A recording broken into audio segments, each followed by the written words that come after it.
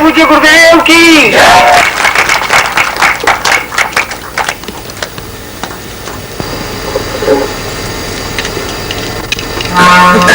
नारायणो स्वामी अखिलेश्वरो स्वामी माता पिता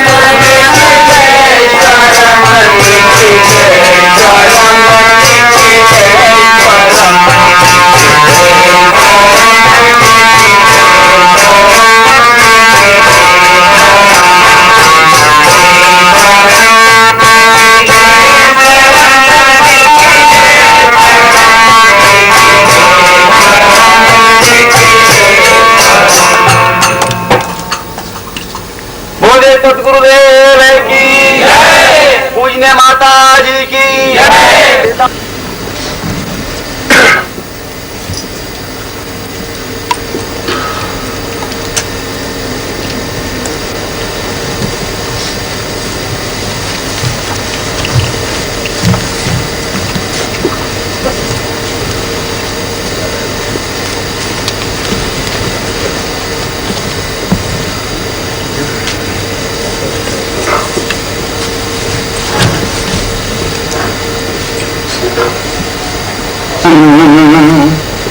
आनंद नित्यम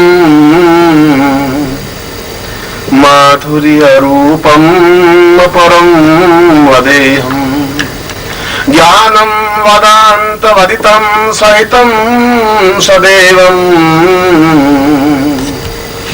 शरणैवतां देहवदं प्रसन्नम।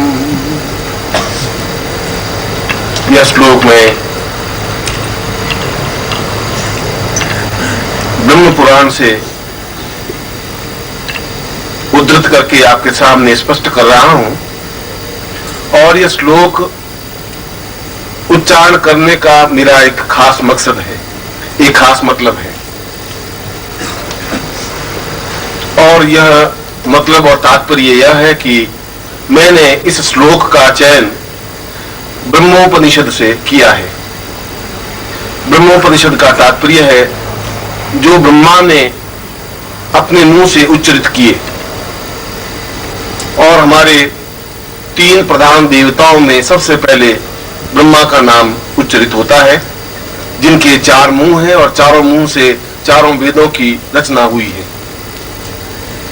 और इस श्लोक में ब्रह्मा ने स्वर्ण देहा अप्सरा का आह्वान करते हुए कहा है कि जीवन का आधार आनंद है, जीवन का आनंद सौभाग्य है, जीवन का सौभाग्य पूर्णता प्राप्त करना है और जीवन की पूर्णता प्रत्येक व्यक्ति की आकांक्षा है।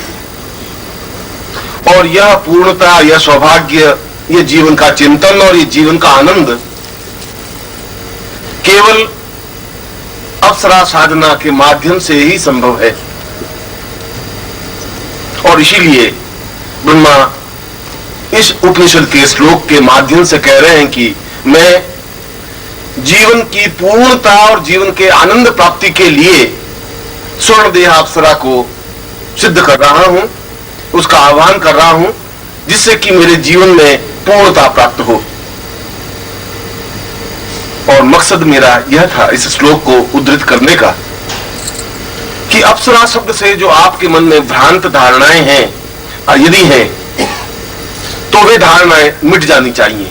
अपनी बात प्रारंभ करने से पूर्व मैं आपके दिमाग को व्यवस्थित कर देना चाहता हूं कि यदि ब्रह्मा जैसा देवता भी अप्सरा का प्रयोग करता है, अप्सरा का उच्चारण करता है, अप्सरा को संबोधित करता है, अप्सरा का आह्वान करता है, तो निश्चय ही किसी प्रकार का उसके आह्वान में, उसकी पूजा में, उसकी साधना में, उसके निमंत्रण में कोई दोष नहीं है, कोई भोग की बात नहीं है, किसी प्रकार की आकांक्षा की बात नहीं है। जीवन में पूर्णता, क्योंकि व्यक्ति स्वयं अर्धनारीश्वर है और नारीश्वर का मतलब है आधा शरीर। वो जो शरीर है उसके पास वह केवल आधा भाग है और आधा भाग अपने आप में पूर्ण नहीं हो सकता। इसलिए ब्रह्मा भी पूर्ण नहीं है, इसलिए विष्णु भी पूर्ण नहीं है, क्योंकि उन्होंने अपने आधे भाग को लेकर के ही जीवन को संचालित किया। भगवान शिव एकमात्र ऐसे देवता रहे जिन्होंने आधे भाग, यदि उसके पास पुरुषत्व का था तो उन्होंने आधे भाग में नारी रूप की कल्पना भी की और फिर अर्धनारीश्वर शब्द से संबोधित हुए।